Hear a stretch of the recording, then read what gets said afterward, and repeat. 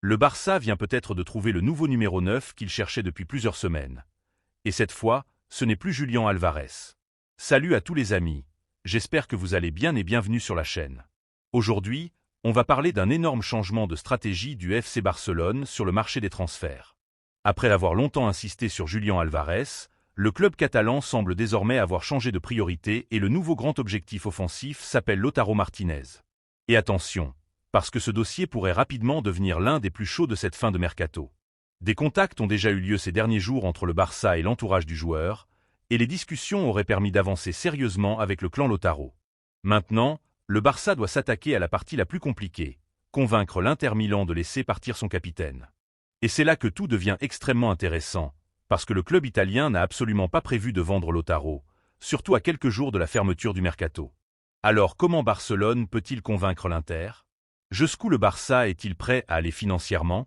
Et surtout, Lautaro Martinez est-il réellement le numéro 9 capable de faire passer cette équipe dans une autre dimension? On va analyser tout ça ensemble. Alors restez bien jusqu'à la fin parce que ce dossier pourrait encore nous réserver de grosses surprises. Avant de commencer, merci à tous ceux qui sont présents sur la chaîne et qui suivent l'actualité du Barça au quotidien. Votre soutien pendant ce mercato est vraiment incroyable.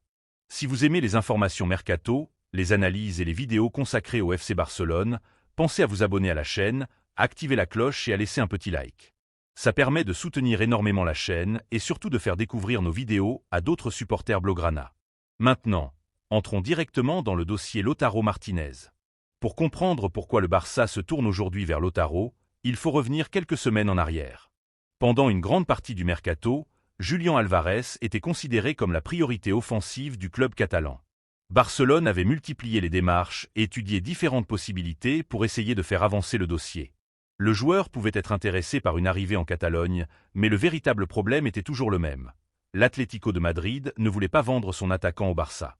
Les dirigeants madrilènes avaient fermé la porte et, malgré les différentes possibilités qui ont pu exister, la situation ne s'est jamais réellement débloquée.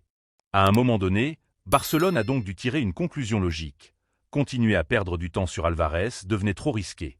Le mercato avançait, les jours passaient et le Barça avait toujours besoin de son numéro 9.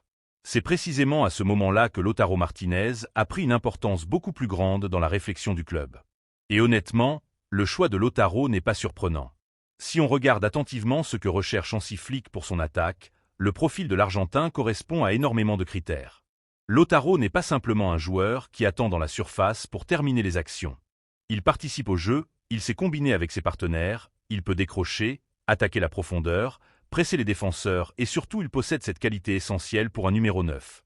Il sait être au bon endroit au bon moment dans la surface. Il possède également une énorme expérience du très haut niveau.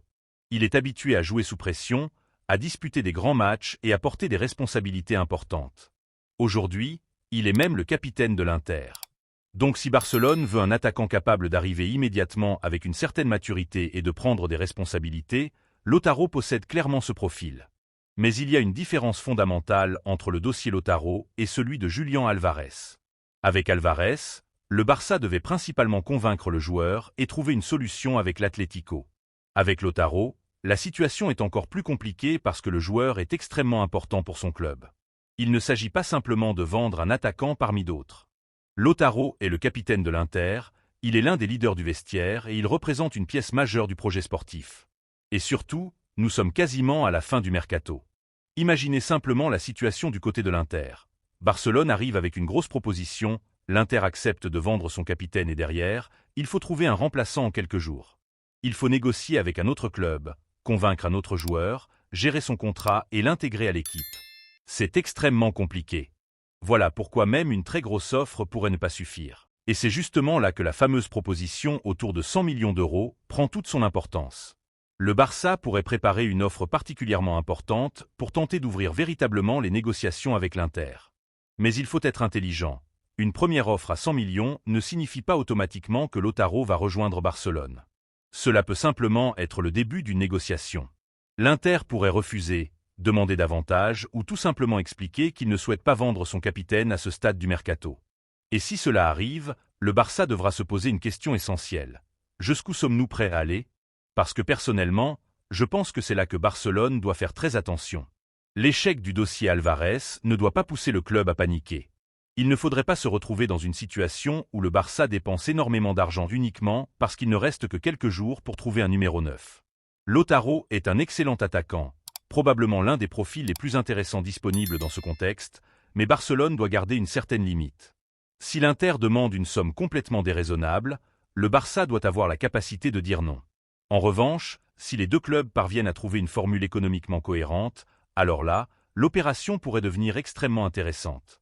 Parce que sportivement, imaginez simplement ce que pourrait donner un Barça avec Lautaro Martinez en pointe.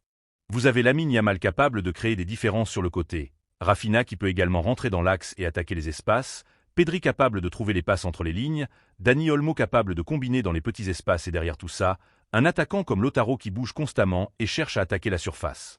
Ce serait une attaque avec énormément de mobilité. Et surtout, Lautaro pourrait permettre à Flick d'avoir un véritable point de référence offensif. C'est d'ailleurs l'un des aspects que je trouve particulièrement intéressant. Avec Hansi Flick, le numéro 9 doit participer au pressing. Il doit être capable de courir, de gêner la première relance adverse et de déclencher les mouvements offensifs. Lautaro possède cette agressivité. Il ne se contente pas d'attendre le ballon.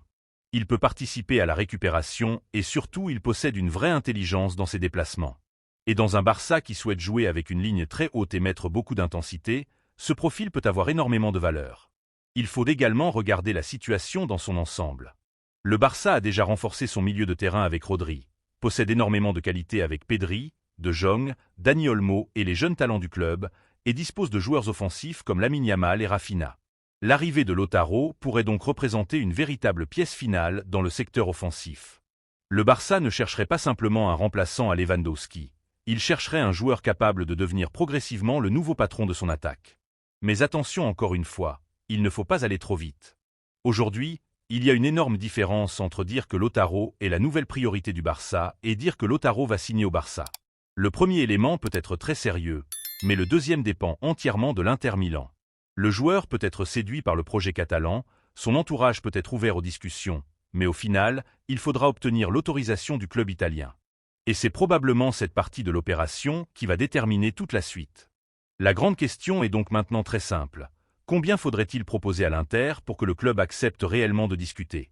100 millions? Davantage? Une partie fixe accompagnée de bonus? Un paiement échelonné? C'est là que le travail de Deco et de la direction barcelonaise va être essentiel. Le Barça doit réussir à négocier sans perdre le contrôle de son opération. Il faut convaincre l'Inter, mais il faut également protéger les finances du club. Et surtout, il faut agir rapidement. Si Barcelone considère réellement Lautaro comme sa nouvelle priorité numéro 1, alors il ne faut plus attendre. Le club doit maintenant passer des discussions avec l'entourage du joueur à une véritable négociation avec l'Inter. Parce qu'à ce stade du mercato, chaque journée compte. Plus on se rapproche de la fermeture du marché, plus le prix peut augmenter, mais plus il devient également difficile pour l'Inter de trouver un remplaçant. C'est donc une situation extrêmement particulière où le Barça doit jouer intelligemment. Personnellement, je comprends parfaitement pourquoi Lautaro plaît à Barcelone. Ce n'est pas seulement un nom prestigieux. C'est un joueur qui possède les qualités techniques, tactiques et mentales pour correspondre à ce nouveau Barça. Maintenant, est-ce que cela justifie de mettre 100, 110 ou même 120 millions d'euros sur la table? Là, c'est une autre question. Le Barça doit trouver le juste équilibre entre ambition sportive et responsabilité financière. Une chose est certaine, après avoir passé autant de temps sur Julián Álvarez, Barcelone ne peut plus se permettre de terminer ce mercato sans avoir sérieusement tenté de recruter un véritable numéro 9. Le club sait ce que veut Hansi Flick. Le coach veut un attaquant capable de faire la différence, et Lautaro correspond clairement à cette description. Maintenant, il faut savoir si l'Inter est prêt à ouvrir la porte. Alors les amis, dites-moi votre avis dans les commentaires. Lautaro Martinez est-il le bon choix pour le Barça? Préférez-vous Lautaro à Julián Álvarez? Et surtout, si l'Inter demande plus de 100 millions d'euros, est-ce que Barcelone doit faire l'effort ou abandonner le dossier? Je veux vraiment connaître votre opinion. En attendant, si vous avez aimé cette vidéo, pensez à mettre un gros like, à vous abonner à la chaîne et à activer la cloche pour ne manquer aucune prochaine actualité du FC Barcelone.